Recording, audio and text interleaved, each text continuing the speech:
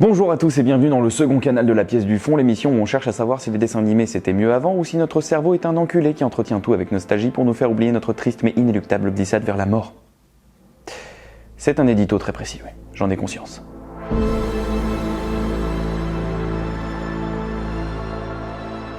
Si vous êtes comme moi, vous êtes chauve. Et ça craint. Mais surtout si vous êtes comme moi, vous avez grandi avec la télé et les dessins animés. Des matinées entières que vous allez passer devant votre écran à vous demander comment les gentils vont bien pouvoir battre les méchants. Dans cette émission, j'aimerais donc me replonger dans les programmes de mon enfance, principalement ceux du petit écran. Et on peut pas dire qu'on commence par de la merde, parce qu'aujourd'hui c'est avec un très grand plaisir que je vais me replonger dans un de mes meilleurs souvenirs d'enfance. Une des VHS que j'ai le plus poncé quand j'étais gamin. Pas au sens propre, sinon je me serais fait engueuler. Il s'agit de la réunion de deux héros très chers à mon cœur, surtout quand j'étais gamin. Aujourd'hui c'est Batman et Superman, le film. Qui techniquement n'est pas un film d'ailleurs, mais plutôt la réunion de 3 épisodes de la série Superman l'Ange de Métropolis, compilé et sorti comme un film sur VHS. Parce que tout est bon pour faire de la thune, j'imagine. Ce film donc sort en 1997, à la période où sortent les nouvelles aventures de Batman, suite de la série animée, plus ou moins considérée comme une saison 3. C'est ce qui explique le changement d'apparence de certains personnages, comme Batman qui n'a plus le même costume, ou même le Joker qui change légèrement de gueule. En revanche, l'équipe créative derrière est maintenue, ainsi que le casting de la VF, et ce pour mon plus grand plaisir. Mais alors ça donne quoi ce film après plus de 20 ans? Et ben on voit ça ensemble dans 3, 2, 1, go! Oui mais alors voilà, si vous lancez pas les trucs alors que je fais des décomptes exprès, moi fatalement à la fin je passe pour un con. Le film s'ouvre sur un cambriolage commis par le Joker et Harley Quinn dans un magasin d'antiquités. Ils y dérobent un dragon de jade. D'une valeur d'environ 1000 $. Alors moi je connais pas du tout le prix du jade, mais bon déjà une statue Prime One ou Queen Studio tu les fumes très rapidement les 1000 $. Donc là autant vous dire qu'il m'impressionne moyen le petit dragon à 1000 balles. Batman enquête sur les lieux et en analysant un échantillon il comprend que le dragon n'est pas composé de jade mais de kryptonite. Comme quoi les mecs qui expertisent ce genre de trucs sont vraiment des gros nuls. Pardon? Le dragon? Oh, en jade, oui, bien sûr, bien sûr, c'est ça. Enfin, je suppose, quoi. Vu que c'est vert. Le timing tombe à pic puisque Bruce a justement des affaires à gérer à Metropolis avec Lex Luthor. Pendant ce temps et à Metropolis, un avion dans lequel se trouve Lois Lane est détourné. Mademoiselle Lane. Lane? Lois Lane? Celle que Superman sauve sans arrêt? It was at this moment Jackson knew. He fucked up. Nous sommes alors introduits à la romance à sens unique que subit Lois envers Superman. Non, elle est pas amoureuse de Clark Kent, juste de Superman. Alors qu'en fait, c'est la même personne. Pendant ce temps, Harley Quinn prend la place de la conductrice de Luthor pour le kidnapper. Le Joker, qui est complètement dèche de thunes, souhaite passer un marché avec Luthor. Tuer Superman grâce à son dragon en kryptonite en échange d'1 million $. Y'a que moi qui trouve que 1 million $, c'est pas si cher payé pour tuer Superman. Bon, et au passage, il lance une des phrases les plus classes au monde pour catégoriser Batman. Qu'est-ce qui vous fait croire que vous pourrez tuer Superman alors que vous n'arrivez pas à vous débarrasser d'un vulgaire mortel déguisé en chauve-souris? Il n'y a rien de vulgaire dans ce simple mortel. Prendre son mythe au sérieux. Merci. Une fois son deal en place, le Joker attaque un repère de gangsters, histoire de prendre possession des lieux et de s'imposer comme chef. Wayne fait alors son arrivée à l'aéroport de Metropolis et ne manque pas de taper dans l'œil de Lois.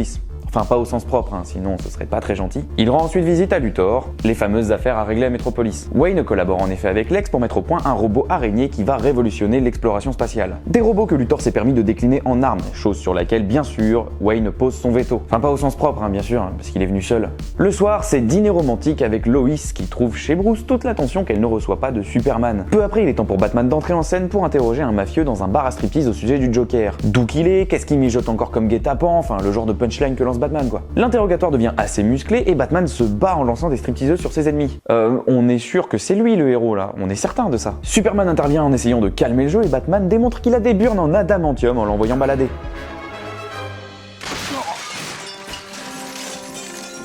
Bien sûr, Superman réplique et utilise sa vision pour démasquer Bruce Wayne. Après avoir averti Superman sur le stock de kryptonite détenu par le Joker, Batman se volatilise avec son petit move signature, le fameux tu me vois plus. Superman rentre alors chez lui et remarque un mouchard sur sa cape. En regardant attentivement parmi les buildings, il comprend alors que Batman l'a suivi pour remettre la balle au centre dans ce jeu qui s'appelle « Je sais qu'est-ce que c'est que ton vrai nom ». Une scène qui prouve une fois de plus qu'il n'y a rien de vulgaire chez ce simple mortel. Bien joué. Le lendemain, on retrouve Lois en plein boulot. Et oui, elle fait partie de ces gens qui disent à voix haute ce qu'elle tape sur l'ordinateur. Le sénateur s'est refusé. Et même pour un personnage de dessin animé, ça m'énerve. Bruce lui fait la surprise de passer l'emmener dîner, Putain, mais ils font que bouffer ces deux-là. Et le soir, c'est un nouveau dîner romantique pour nous deux tourtereaux, cependant interrompu par le Joker. Et alors le Joker qui interrompt une soirée un peu classe au sommet d'un building comme ça, je peux pas m'empêcher d'y voir un parallèle avec The Dark Knight. Pourtant, je suis presque sûr que ça n'a aucun rapport, évidemment, mais c'est juste rigolo quand les mondes se rencontrent. Le Joker kidnappe Lois pour attirer Superman et il se débarrasse de Bruce. Mais pas en lui tirant dessus directement, non, bien plus subtil que ça. Il tire à ses pieds, comme ça Bruce recule et il tombe. Sur une nacelle. Alors du coup, les mecs, ils tirent sur le sol de la nacelle et ils retombent. Putain, si vous êtes résolu à tuer quelqu'un, tuez-le. Genre, pour de vrai. Une balle et c'est fini. Ça fait des économies en plus, ça doit coûter cher les munitions. Toujours est-il que malgré sa chute de plusieurs étages, Bruce parvient à se rattraper à un rebord, parce que c'est tout dans les avant-bras, mais ne parvient pas à sauver Lois. Mordant à la passe, c'est Superman qui viendra la sauver en étant cependant muni d'une tenue anti-kryptonite. Ma question est, existe-t-il la même chose pour les personnes allergiques au pollen ? Malheureusement, le Joker a toujours une longueur d'avance et détruit la tenue grâce à de l'acide, ce qui lui permet alors de terrasser Superman. Batman vient porter secours à l'homme d'acier mais se trouve à son tour piégé dans la pièce qui se remplit petit à petit de gaz. Il détruit alors la kryptonite grâce à de l'acide et Superman peut alors sauver tout le monde en pétant un mur. Malheureusement, le Joker s'enfuit grâce à ces petites boules explosives là. Mais tu m'as mis une main au cul là, lâche-moi. Par la suite, Batman se casse dans un nouveau parallèle avec The Dark Knight. Le lendemain, Lex Luthor justifie l'explosion de son entrepôt auprès de journalistes, mais genre, vite fait quoi. Je peux affirmer devant tout Métropolis que cette explosion n'était pas nucléaire et qu'elle ne présente donc aucun danger pour la communauté. Maintenant, si vous voulez m'excuser... C'est pas nucléaire et c'est sans danger. D'autres questions ? Bah oui, plein. Eh ben je m'en bats les couilles, c'est pas nucléaire. Allez, je me casse. Clark parvient cependant à entendre Lex parler de son accord avec le Joker, ce qui éveille en lui des soupçons. Lex va ensuite dans le repère du clown pour lui taper sur les doigts, enfin pas au sens propre, parce que ça ferait mal, vu que ce dernier s'est permis de faire péter un de ses entrepôts et qu'il a ramené Batman dans l'affaire. Batman. D'ailleurs, personne ne fait le rapprochement entre Bruce et Batman, les deux sont des personnalités attachées à Gotham City, les deux viennent d'arriver à Metropolis, en même temps, les deux sont incroyablement sexy. Je l'ai dit à voix haute ça ? Clark rend donc immédiatement visite à Lois et partage ses soupçons sur l'accord entre le Joker et Lex. Afin de confirmer ses soupçons, Batman va interroger Luthor, mais il est interrompu avant d'avoir pu avoir les réponses voulues. Donc je serais tenté de vous dire que cette scène ne sert à rien, sauf qu'il y a cette entrée de champ qui me fait mourir de rire à chaque fois, donc rien que pour ça, cette scène a le mérite d'exister. Superman vole ensuite au secours, au sens propre là pour le coup, d'un bateau qui a envoyé un appel de détresse. Mais cela se révèle être un piège pour occuper Superman loin de Metropolis et en profiter pour régler son compte à Batman avec les robots de Luthor. Batman se fait poursuivre par le robot à travers toute la ville et il atterrit au Daily Planet en l'imaginant désert pour ne blesser personne. C'est futé. Sauf que c'est pas désert parce qu'il reste Lois et l'agent d'entretien dans le bâtiment. Je me trompe ou vous êtes la seule à être encore ici? Mais non, t'es pas seul. Il y a le technicien de surface aussi. Il vient de te parler en plus, donc tu le sais très bien. Mais pourquoi tu lui dis pas qu'il y a le technicien de surface? Ça se fait pas. C'est pas gentil du tout. Batman affronte alors le robot dans l'imprimerie et sa cape se coince dans les rouleaux de la presse, révélant alors son visage à Lois. Quand comptiez-vous me le dire? Pendant notre lune de miel? Et fun fact, c'est grâce à cette scène que je sais ce qu'est une lune de miel. Non, c'est toujours pas fun comme fact. Le robot a un deuxième souffle, mais Deus Ex Superman arrive in extremis pour détruire le robot. Ça faisait beaucoup de latin dans une seule phrase. Deus Ex Superman, in extremis. Une nouvelle fois frustrée de tomber amoureuse d'un autre homme avec une identité secrète, Lois pense les blessures de Bruce qui doit aussitôt repartir en mission. Pendant ce temps, Lex trahit le Joker et souhaite lui voler le reste de la kryptonite, mais se fait trahir à son tour par le Joker. Putain, c'est compliqué. On dirait les alliances politiques pendant les législatives. Le Joker rekidnappe alors Lex et lui vole sa super aile volante dans le but de détruire tout ce qui porte le nom de Luthor. Parce que c'est visiblement un lot de consolation valable aux millions de dollars prévus à la base. Nos héros débarquent pour un combat final et le Joker lâche les robots sur eux, dont une avec l'assistante de Lex comme otage. Les robots sont assez facilement vaincus, mais c'est alors qu'arrive le vrai boss.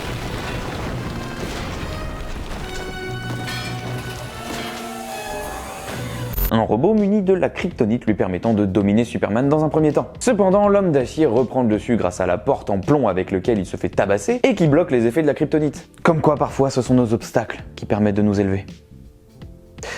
N'hésitez pas si vous cherchez d'autres citations pour vos prochains tatouages. Batman de son côté poursuit toujours le Joker, il s'introduit alors dans l'aile volante et leur combat relâche les petites boules explosives du clown. Ce faisant, l'aile volante menace alors de se cracher. Superman intervient pour aider à sauver les passagers, exception faite du Joker qui périt dans les flammes provoquées par ses grenades tout en riant à gorge déployée. Mais vous connaissez la règle, une mort hors champ, ça ne compte pas.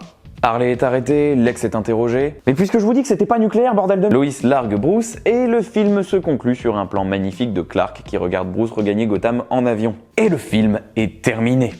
Et c'était trop cool. Alors honnêtement, j'ai assez peu regardé la série Superman quand j'étais petit. Moi, je regardais plutôt la série Justice League et surtout la série animée Batman. Mais le dénominateur commun de ces trois séries, plutôt les dénominateurs communs, ce sont Bruce Timm et Paul Dini. L'un ayant offert à ces séries une identité visuelle unique, le second étant un scénariste talentueux qu'on a pu retrouver sur du comics Batman, mais qui est aussi derrière Lost ou les jeux vidéo Arkham par exemple. Deux personnes qui, avec les nombreuses casquettes qu'ils portent sur ces projets, arrivent à allier le fond et la forme pour livrer des séries qui s'imposent presque à chaque fois comme cultes. Alors bien sûr, ici j'en parle comme des dénominateurs communs, pas comme des mecs responsables de absolument tout dans ces séries-là. Oui, cette partie de la conclusion est tournée dans un endroit différent car il s'agit d'une giga rustine. Aucun détail ne vous échappe. Bruce Timm et Paul Dini, c'est les mecs qui vont exporter la recette de la série Batman sur d'autres séries. Mais ne parler que de ces deux messieurs, c'est oublier énormément de personnes. C'est déjà oublier Eric Radomski, qui est co-créateur de la série Batman avec Bruce Timm. Ce serait oublier Alan Burnett, qui scénarise la série Batman, Batman Beyond et Superman, et donc par conséquent le film dont on parle aujourd'hui. Ce serait bien sûr omettre la musique de Charlie Walker et le thème principal de Danny Elfman. Le succès de la série étant d'ailleurs grandement dû à l'inspiration qu'elle tire des films de Tim Burton, ce qui en fait une œuvre très référencée et assez intemporelle d'ailleurs. Ici donc je parle bien d'eux comme des dénominateurs communs à toutes ces séries, Justice League, Superman, Batman, pas comme les mecs responsables d'absolument tout et les seuls génies à bord. Alors ils sont pas les seuls, bien sûr, mais ils sont souvent reconnus comme les plus gros contributeurs de l'identité de ces séries qui composent le DCAU, un univers qui démarre techniquement avec la série Superman et ses 3 épisodes crossover avec Batman. C'est ce qui donnera l'idée de la série Justice League par la suite. Mais commençons par le début et parlons de Batman et de sa série animée, parce que c'est quand même grâce à ça qu'on est là. Alors évidemment, comme beaucoup, quand j'étais gamin, j'étais absolument fan de la série Batman.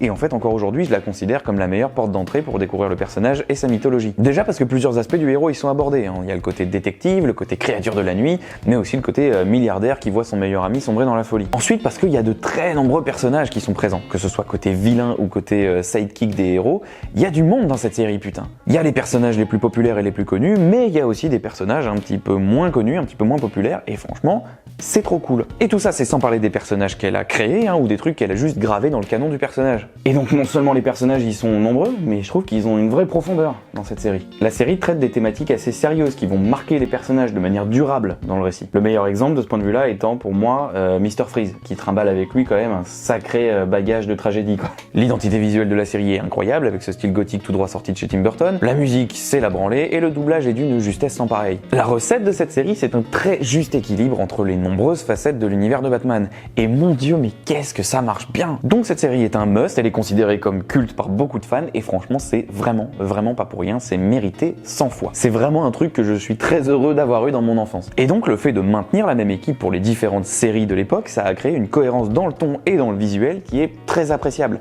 et qu'il était déjà quand j'étais gamin, parce que tu t'attaches à un personnage et à une voix.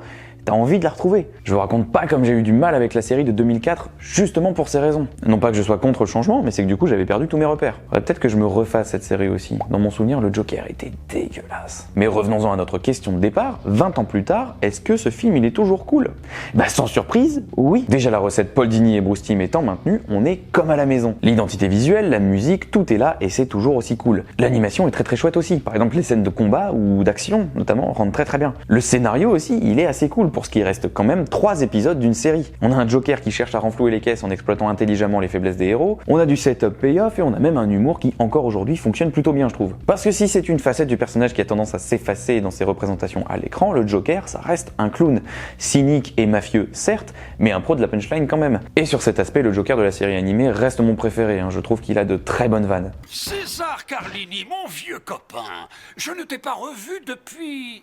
Attends, je ne t'ai jamais vu, c'est bien ça. Tu devrais sortir plus souvent. Et donc dans ce film, c'est pareil, il y a des moments vraiment rigolos, genre ce running gag de Harley et de Mercy qui se foutent éternellement sur la gueule. De manière générale, en fait, j'aime beaucoup la caractérisation des personnages et la manière dont ils sont écrits.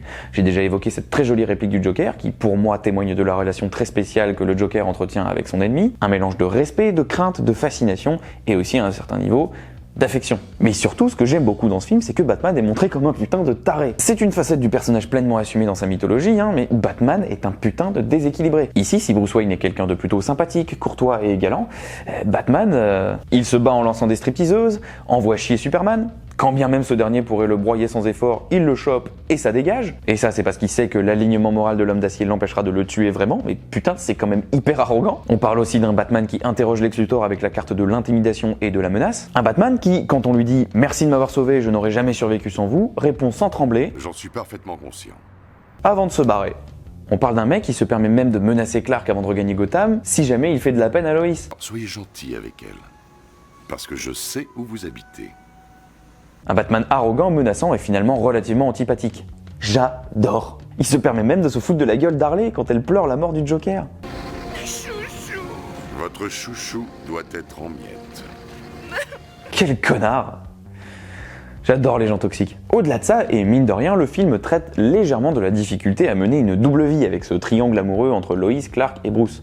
Bon, ça reste léger, hein, mais c'est là, en sous-texte. Comme je dis souvent, j'adore les œuvres qui prennent leur mythologie au sérieux et je trouve que ce film, il est complètement éligible à ce genre de label. Le doublage en VF est maintenu, comme je le disais, et c'est un vrai plaisir. Richard Darbois en Batman, Pierre Athé en Joker, ça reste pour moi un duo indétrônable. Et ça, c'est sans parler de tous les autres comédiens, que ce soit pour Lex Luthor, pour Harley, pour Superman, il n'y a que des voix cultes dans ce putain de truc. La musique est super cool et même le sound design en général en fait est super cool. Le bruit des coups et des explosions, appuyé à certains moments par la musique. J'allais oublier l'acide. Personnellement, il y a longtemps que j'avais pas revu ce film et je dois dire que c'est vraiment super appréciable de le redécouvrir aujourd'hui, quoi. Donc si vous ne connaissez pas ce film, je ne peux que vous encourager à le découvrir. Au même titre qu'à peu près toutes les séries de la Warner de cette époque en fait. Elles se valent pas toutes, hein, clairement, c'est assez inégal, mais globalement ça reste quand même que du bon et je trouve que ça reste une très bonne manière d'explorer la mythologie de ces personnages-là. Franchement, ça m'a donné envie de me refaire la série Justice League, tout ça. C'est donc avec un très grand plaisir que je me suis replongé dans ce film que j'avais pas vu depuis très très longtemps. Un plaisir que vous aurez partagé, je l'espère, puisque cette vidéo est maintenant terminée. N'hésitez pas à vous abonner si ce n'est pas déjà fait ou à me rejoindre sur Insta. Le like, le partage, le commentaire sont toujours appréciés par l'algo. Et par moi aussi. Merci de vous être connecté au canal 2 de la pièce du fond et d'avoir passé ce moment de nostalgie avec nous. Moi je vous dis à la prochaine. Ciao!